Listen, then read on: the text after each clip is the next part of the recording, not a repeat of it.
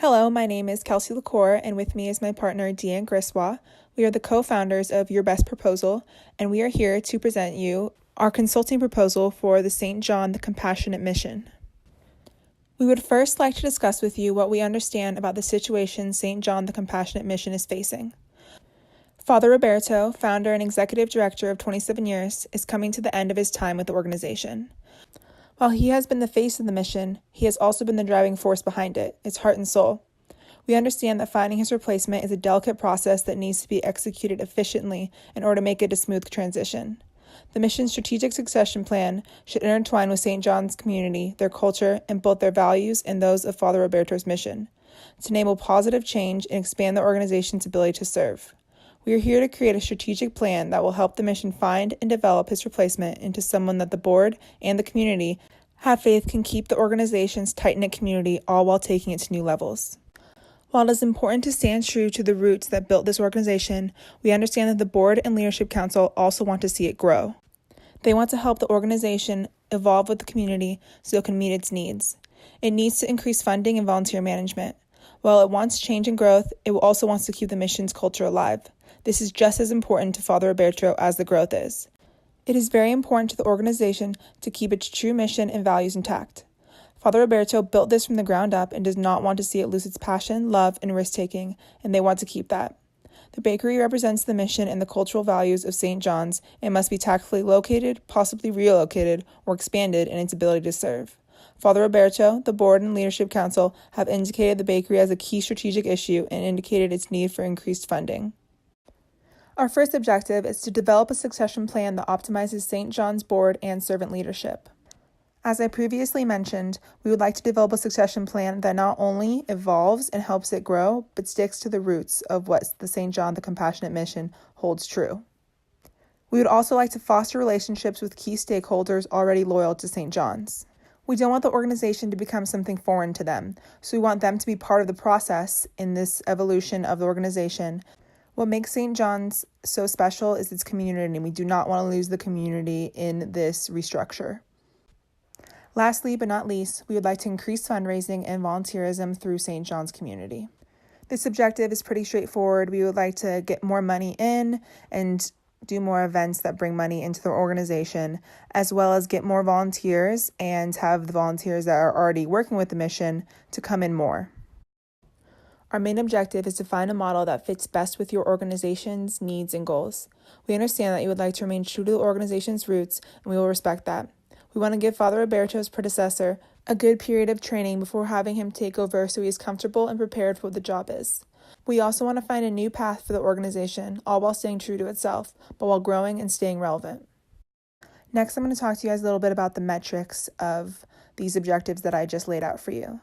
For the development of the succession plan, we're going to be looking to see feedback from board members, and we would like to see no decrease in numbers during this transition. The board members are some of the biggest stakeholders in the organization, and as long as we feel like we are getting positive feedback and good direction from these board members, we'll feel like we are achieving our goals and working towards what needs to be met. Succession plans can be tricky when it comes to facing somebody that has been there from the very start and helped founded the organization. So we would really like to see no decrease in the numbers during this transition. This means in fundraising, in volunteers, and in any income that the organization receives, we want to see it stay steady or possibly increasing if that is how it works out.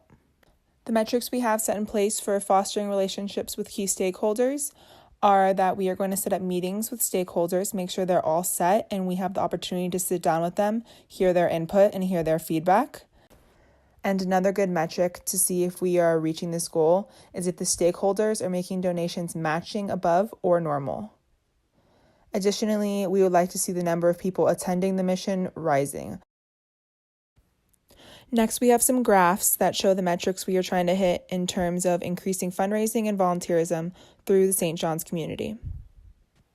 To the left, you see the graph titled Fundraising, and this shows the fundraising goals we would like to hit in a 7-month period from January to July of 2019. In the first 2 months, we would like to see an increase of fundraising by 5%. Then, we would like to see an increase of fundraising by 10%. Finally, by July, we would like to see an increase in fundraising by 20%, which would bring the mission's monthly income to about $6,000 a month. These numbers are extremely obtainable, and Deanne will talk to you guys about how we plan to hit these numbers in a few minutes. To the right, you can see the chart titled Volunteers. This highlights the growth we would like to see in our volunteers in the same 7th-month period, January to July.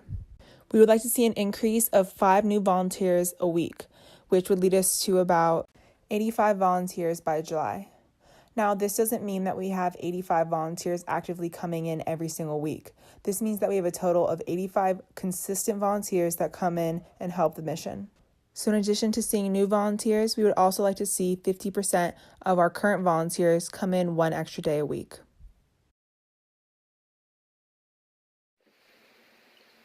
As a result of our success with this project, the mission will have a smooth transition to a new successor. This will mean that there will be little to no time wasted in getting the hang of things. By the time he starts, they'll have full knowledge of the organization and the components of the leadership. The successor will keep the mission's values and goals intact. However, he will take them to a new level with the changes we are looking to make in terms of fundraising, volunteerism, and the bakery. The mission's income will increase along with its number of volunteers and how many hours they will be putting in. This means that there will be more opportunities for advancement in the organization. With more hands on deck and more time spent serving the mission is able to open its doors and provide more people with opportunities as they bring in more funds and bring in more volunteers.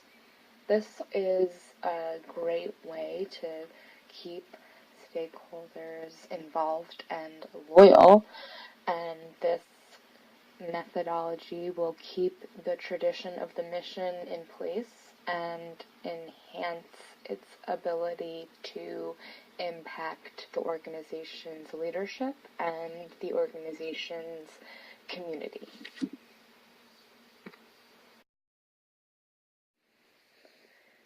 I'm going to now go over the 3 different options and give you an overview of the varying ways that Father Roberto and the St. John's leadership can address the issues presented to the Compassionate Mission.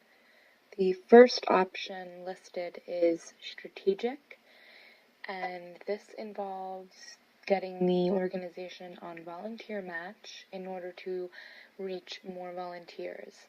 This is necessary in order to accomplish the goal of expansion into the mission community. Having more volunteers will lead to success from within and will lead to more recognition in the surrounding area.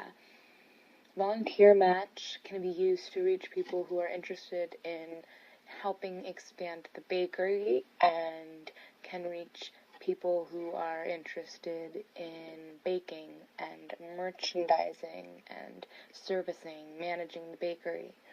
We will meet with leadership in order to understand the culture and the values that you want in your new leader, and we will make sure that the job description created matches what we are bringing in. We would also set up a meeting with leadership to discuss the traits and the experience and skills that the mission's leadership wants to see in their future leader. And we will take that input and we will apply it to achieve your goals. We will work on expanding the duties of those who are already employed by the mission and work on development of the positions from within in order to expand their roles and create loyalty. The next option is tactful. In addition to what I've mentioned in option 1, we will plan interfaith get-togethers and events for volunteers. This allows them to bring friends and family and learn about the mission, increasing awareness of the culture and the values of St. John's. The mixers will incorporate volunteers and their friends and family, which allows volunteerism and funding for the organization. We'll hire the catering service, we will secure the venue, and we plan the event. It can be at the Mission, or it can be in a neighboring park or hall. These will serve as fundraising events, where we are able to reach out to local businesses and solicit donations, solicit prizes to be auctioned off, and corporate sponsorship. We'll also advertise the event through social media, targeting current volunteers as well as the local demographic in an attempt to raise brand awareness.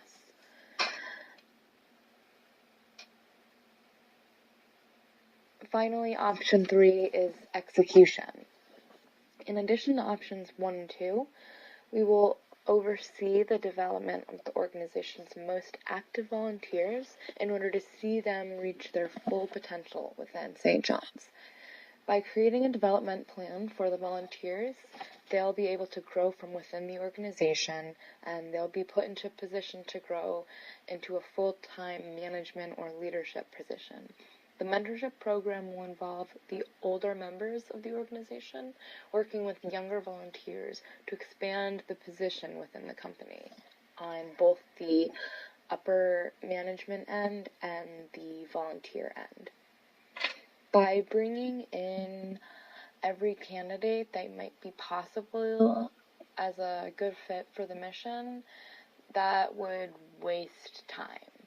And we're going to screen candidates to eliminate the waste of time and ensure that the right candidate and the right resumes are coming in as volunteer candidates.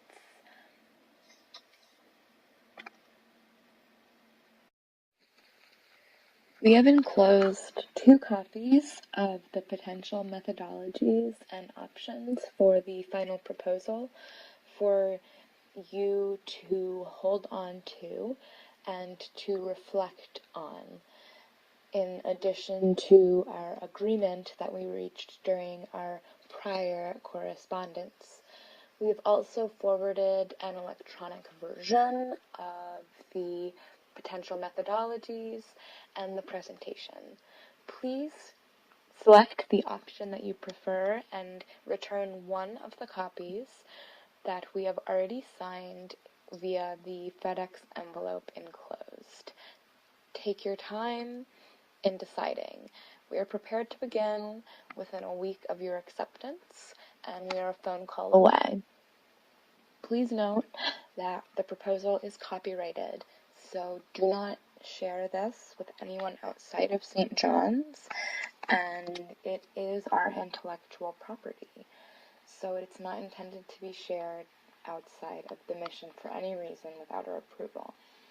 If we don't hear from you and find out which choices you've made, Kelsey and I invite you to call us next Monday at 10 and discuss the payment terms with us and return the enclosed invoice with the attached option that you've decided. We've enclosed different invoices to help you decide which option's best for you. And if you're ready to begin immediately, we're a phone call away, and we're happy to accommodate. So thank you again for the opportunity, and we're really excited to help you with your critical requests and help you meet your goals.